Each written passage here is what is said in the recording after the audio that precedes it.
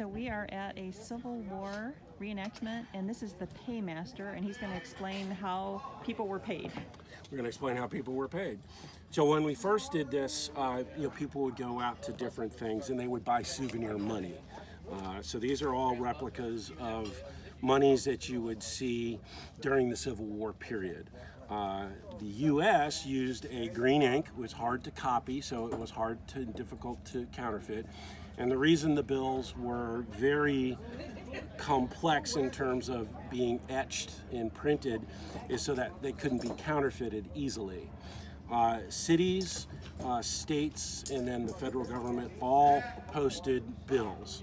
Prior to that, everything was hard currency, coin. Gold was the standard, but gold was heavy. It was difficult to transport, and so there was a move towards accepting paper currency or a bill of credit to a known bank or institution that would back it with gold, and that was easily transported and done. But soldiers in the Civil War were paid in script. Excuse me. So what would happen is the paymaster would arrive at a unit, usually late, and he would spend about a week, and they would get all the books straight. So they would go through all the rosters with all the company clerks, who was sick, who had gone on furlough, who had been killed in battle, and they would get all the numbers straight. And then everything would be clean copied into a journal, and all that information would be put in. So what we do with the kids is we pay them. So at this time, you would have the paymaster come in. He would get all the books straight, and the companies would be paid. Officers would be paid first, alphabetical order, and they would have their sidearms. They were the only ones armed on payday, and they would keep order as the soldiers were paid. The soldiers were paid by unit, Alpha Company, Bravo Company, Charlie Company, all in sequential order, everybody in alphabetical order. So Abel before Smith. And so everybody would line up. On payday, the paymaster had to pay everybody in a single day. So he had to pay like 2,000 guys in a single day. So I've learned by doing this is people are quite impatient with the paymaster, and he doesn't care because you're going to get paid, and if you hold up the line, he's not going to be happy. So name? Eileen. Eileen. Schnabel. Schnabel. Today is January 1861, and you are, what rank are you?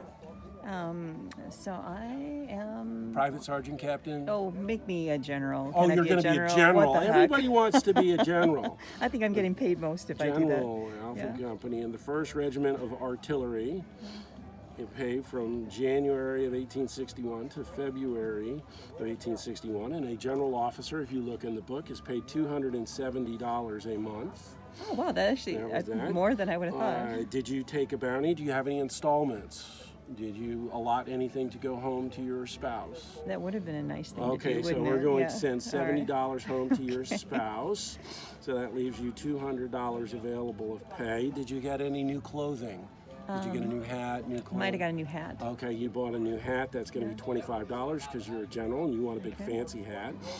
Transportation, did you come by train, by boat, wagon? To arrive at the fort? To arrive here at the Oh, fort? probably took a train. Okay, you took I'm a a train? general. Oh, I'm not okay, reimbursed general. for that. You can't get to the train. Railroad hasn't been built to Key West by that time, so you Okay. came by boat. So I you had to came by pay boat. passage. So that's $8 for your passage. So Did you have laundry done? Yeah, probably. Oh, laundry. Yeah. So they will dock your pay laundry. That'll be $5. So $225. That's $233. That's $38. $28. So $172 is what you would have to pay. So the books had been already calculated out. They would write you a receipt.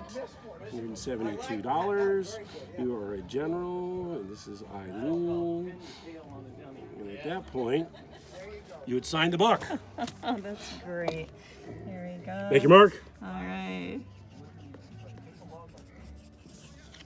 And then you get to walk away with your pay. Oh, that is now, awesome. in the Civil War, you would actually walk away with your currency, and you would walk away with your receipt, and all of that would be